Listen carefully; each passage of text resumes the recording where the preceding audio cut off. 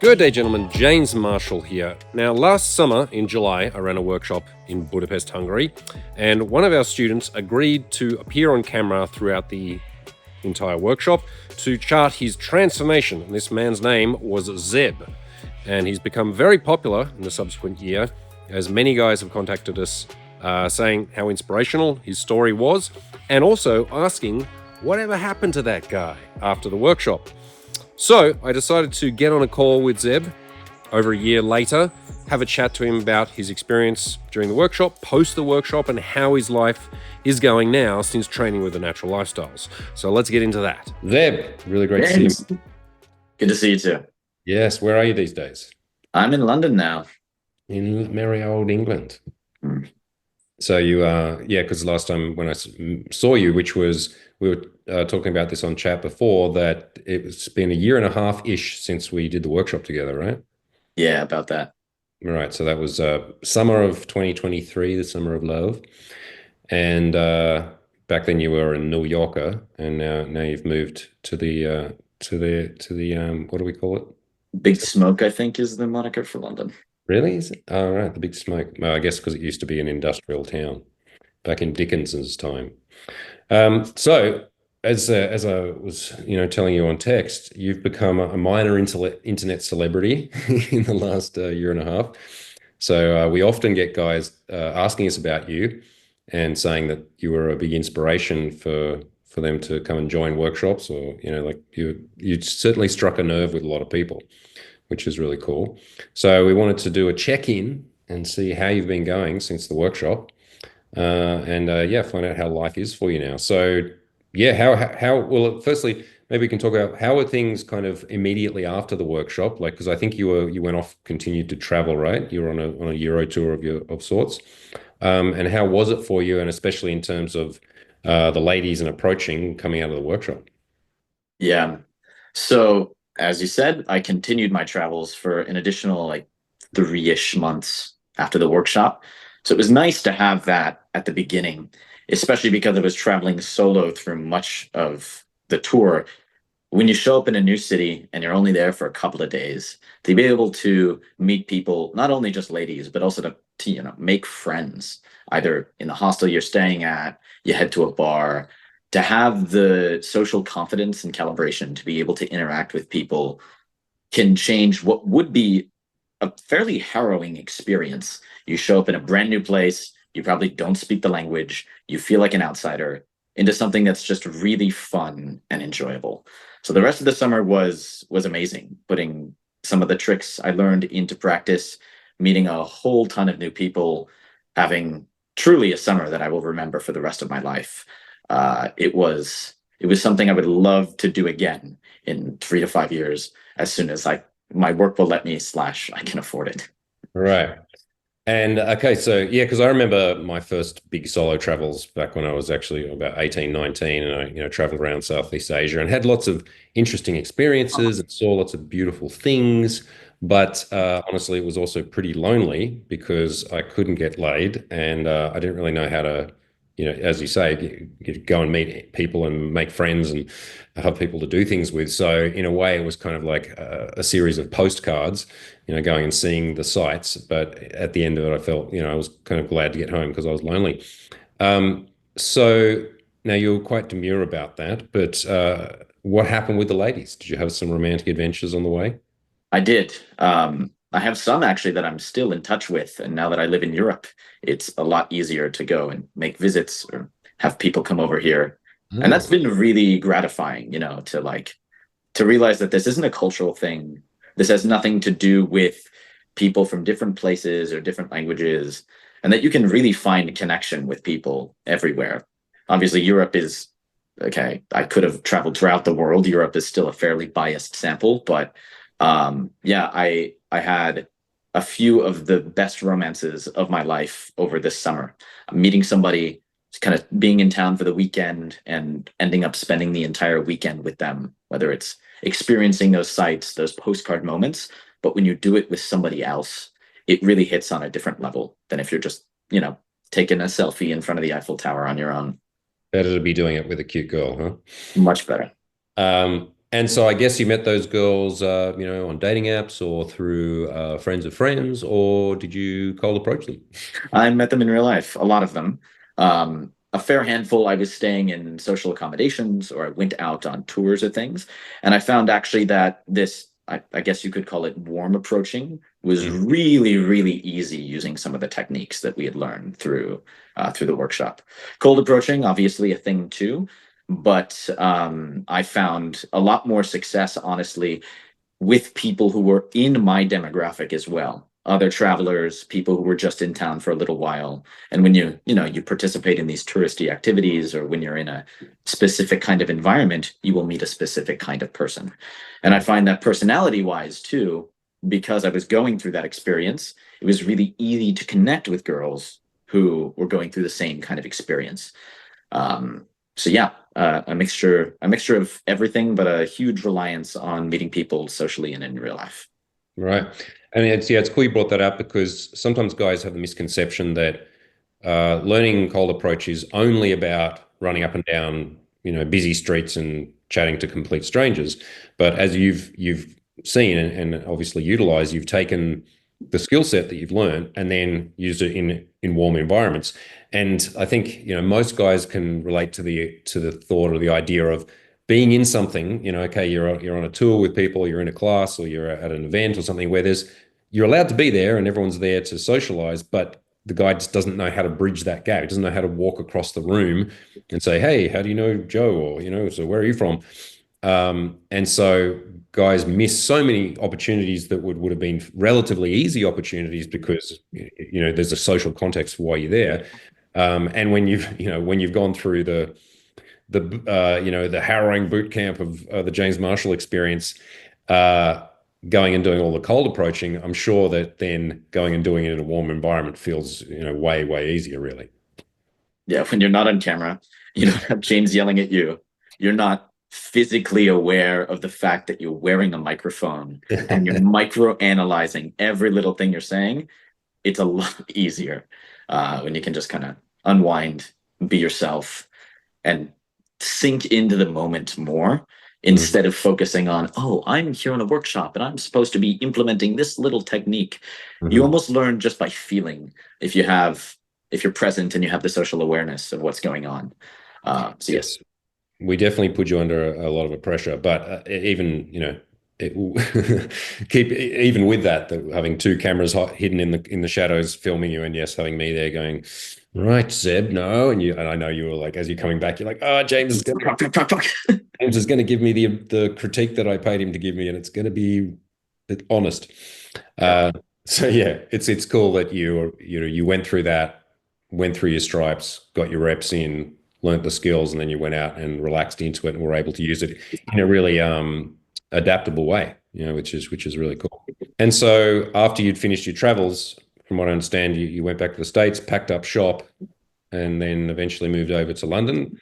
That was Uh, the original plan. yeah. I ended up staying in the States for another 9-ish months. Uh-huh. So I was back in New York, and yeah, I was contemplating and trying to move to Europe while I was on this European tour. Things didn't work out, and so I resigned myself. Okay, I'm going to stay in this city that I love with the people that I love. And then the opportunity that I was actually trying to make work happened early this year, and I went, all right, universe is telling me go ahead and give it a shot. So I packed up shop, and I've been here for a few months. Awesome. And so how were things like, let's say, post travels, both in New York and then in the UK in terms of your dating life? Yeah, been I for me it continues to get better, honestly. The more I have these kinds of experiences, the more I am comfortable being myself and opening up with the women that I date. And I think that makes for better relationships and better self-learning as well. Um, what's the cliche therapy advice that it's always about communication, right? And it really is true. The more you learn to express yourself in these scenarios, which comes down to the very first interaction that you have with somebody, where you express your intention, you express your thoughts, your feelings, and you're able to be present and be yourself, leads to leads to just really honest and really fun times. And you find that the people who, no matter how attractive they are, the people that are meant to be with you gravitate towards you. And the people that maybe you really like the look of, but you just don't get along with, they float away when you truly embrace who you are. Mm. And you have better experiences. You enjoy the other person more. You give them a better experience. It's just better for everybody. So really settling into that has been the theme of the past year and a half or so since the workshop. Mm. I found that in New York, I'd been there for a few years. So my style of meeting people was slightly different from here in a new city. I already had existing social circles, existing friends. I tend to find that dating within friend circles is not the best idea. Uh, just because you don't want to mess things up, especially with people that you get along really well with. But fortunately, I was a part of social clubs or classes where people would come and go. So you'd go somewhere, you'd have your core friends. They could be your wingmen, or they could just be people that you would talk with, wingmen or wingwomen, whoever it is. And then there would be a nice turnover of new people that you could also meet. Or maybe you're just in a public venue and you can go ahead and meet strangers. And it's like having your own built in social community. So for me, when I was back at home, that was the easiest way for me to meet people.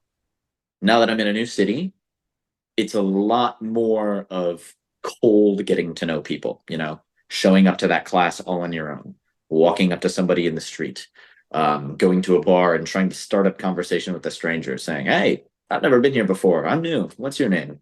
That kind of thing. Awesome. So yeah, it's been slightly different due to the different circumstances, I think. Hmm. And how do you think, in terms of, how do you think you've grown and changed since the workshop? Let's say not even specifically in relation to dating. I mean, just from chatting to you now, you seem way more chill and cool, even. I would say you seem pretty cool. It's the leather jacket, isn't it? Gets them every Leather time. jackets always make people look cool. Well, it depends on the leather jacket. That's a cool one. So yeah, what's been going on for you internally in terms of your sense of worthiness, confidence, and because you've mentioned ease of expression, like if it sounds like you feel more able to express yourself in let's say a natural kind of way. So yeah, what internal changes have you noticed? You said confidence and some other word, and I was like, yes, Worthiness. that's it. Um, because really, I think I can't remember if it's you or one of the other coaches who says this, but one of the biggest factors as to whether or not this will work is if you believe it will work. If you go up and you think you have some magic trick and you're just going to sprinkle some dust and, oh my God, I'm surprised that the rabbit came out of the hat, it's not going to happen. But once you get through the first experiences, it's rough. You learn how to comport yourself. You learn what people respond to, and you get out of your head and you can actually pay attention to how other people are responding to you. Um, that dramatically increases your internal sense of confidence, and that's what I felt for sure. Something that I'm still working on, but that I've think grown in leaps and bounds with as well is directness. This is something that even looking back on years before I took the workshop, I always told girls, I don't like giving compliments. I'm not super good at praising people. I've realized it's that I just never thought about it and never tried to express myself in that way.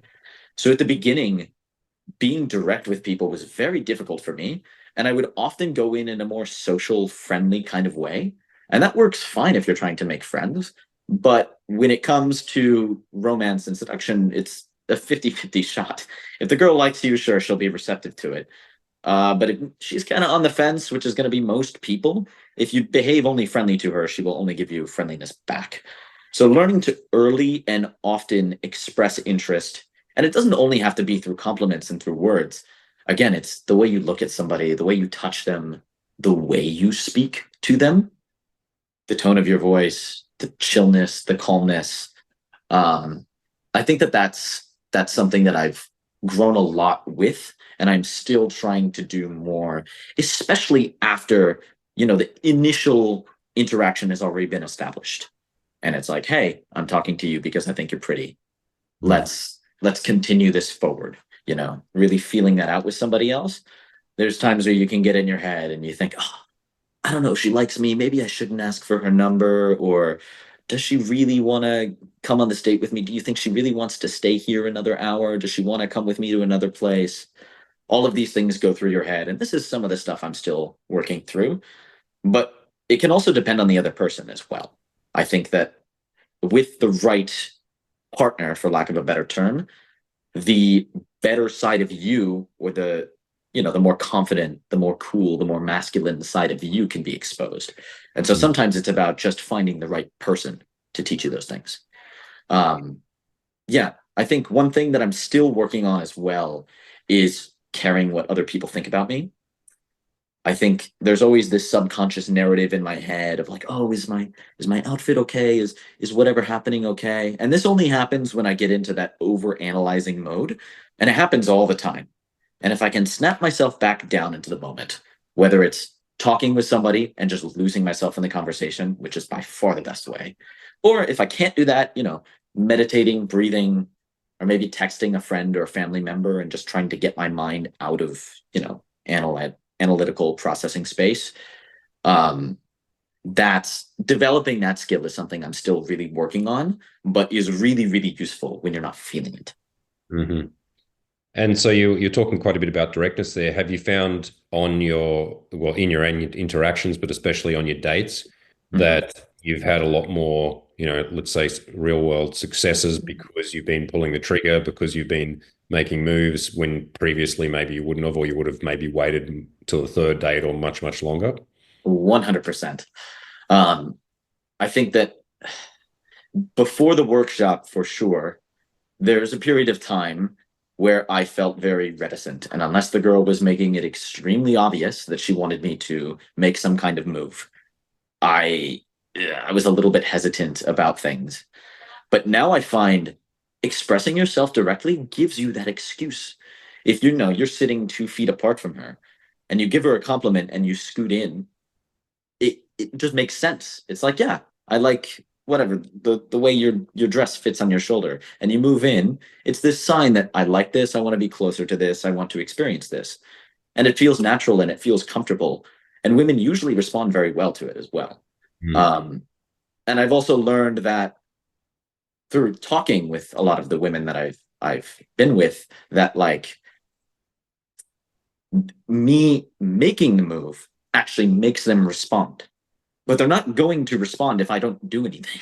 Yeah. So being the one to initiate that, with directness has helped a lot. And just recognizing a date for what it is, right? It's two people who are sexually attracted to each other. So calling that out instead of, just talking about your favorite movie the entire time is, it gets rid of the implicit bad tension in the interaction.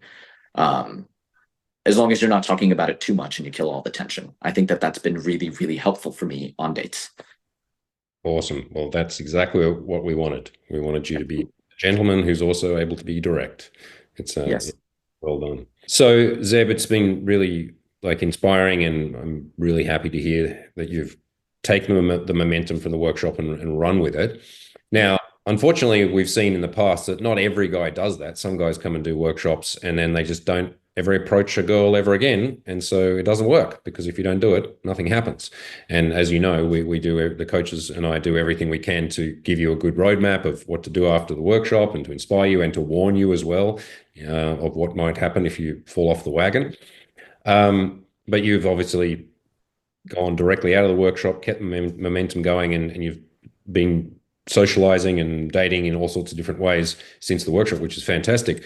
I'm wondering, what is it that you think made that possible for you to stay motivated, to get through the inevitable rejections and down times that happen, that are just part of life and part of the process, so that you have actually gotten to the point now where it's more or less second nature, where it's something that it's a skill set that you have now. Whether or not it's perfect, and there's things you want to keep working on, of course you can always improve, but what is it that's made you keep that momentum? I think there's two things. The first is doing this with other people. And by other people, I don't even mean wingmen and you schedule a time for an hour to go out and walk up to people on the street. I mean just being in social environments where you are not alone.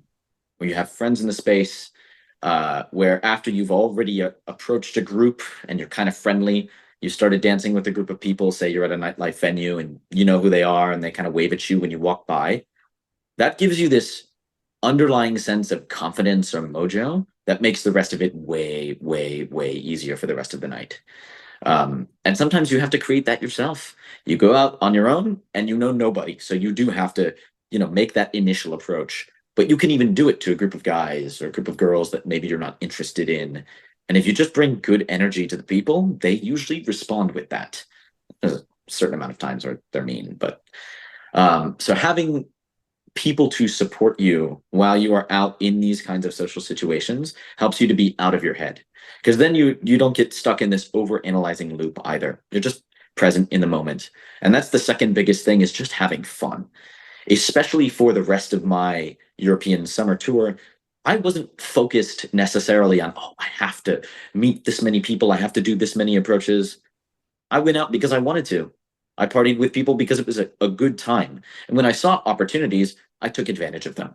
Uh, Mm.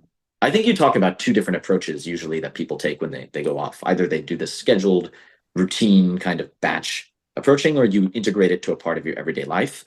I found that that latter approach was much better for me Mm. because it took a lot of the pressure that I felt when I was in the workshop off.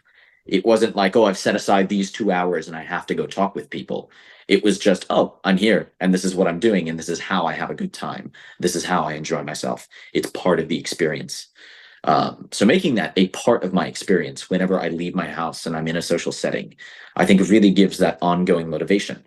It's, I think the psychology research, they call it reward bundling, where you're already getting a hit from, I don't know, going out dancing or going on a Ferris wheel or whatever other activity you're doing. And then you get the added bonus of having some social contact.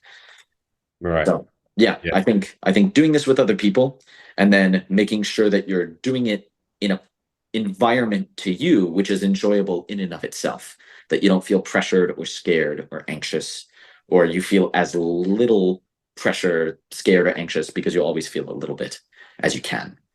I think Yeah, that's very good point. Because yeah, if it's always a grind forever and it's people are viewing it as work, as something that they have to do in order to one day get to a result that is the result they're looking for. And most people don't operate well from that kind of motivation strategy. And so yeah, I think you made really good points there. That, yeah, it should be fun, and it's not always fun. And yes, you'll have everyone's going to, me included, experiences rejections and disappointments in the dating world. But of course, that is far better than feeling lifelong regret and not actually taking any chances. But if you can swing it so that it's part of an enjoyable life of breaking out of your shell and socializing and exploring the world, and taking each interaction for what it is, a little moment in time with a stranger that leads to something or doesn't, but is a shared experience, is a funny disaster, or is it a wonderful success? Both things have value. And from there, yeah, that's something that can be then integrated and become a lifelong habit, which it very much looks like you have done in the last year and a half. So I'm really proud of you, man. I'm really happy to hear about your progress, and glad that you're pretty close by now over in the UK. So no doubt we'll catch up sometime next year, because if you bounce to Europe, or you want to pop into the farm, and I'm actually going to be locating mostly in Lisbon next year, and we're going to be putting on a big growth house project. So you're always welcome to drop by to Lisbon and come check that out as well. nothing. Well, first off, thank you. That does mean a lot. That I'm proud of you from James. Ooh, different level. But yeah, I'd love to stop by at some point this year and see you guys again. All right, awesome. All right, well, thanks so much, Zeb. So you can say hi to all your fans out there. Hey fans, Everyone give yeah, come say hi if you see me. yeah, everyone give Zeb some love in the comment section. And yeah, cool, man. We will now put on a little montage, probably on screen, of you in field, and then we'll see you in the next video. This is James Marshall and Zeb, Aaron. signing out. Peace out. Hi. You look very cute. Maybe I can take you out for coffee sometime. Can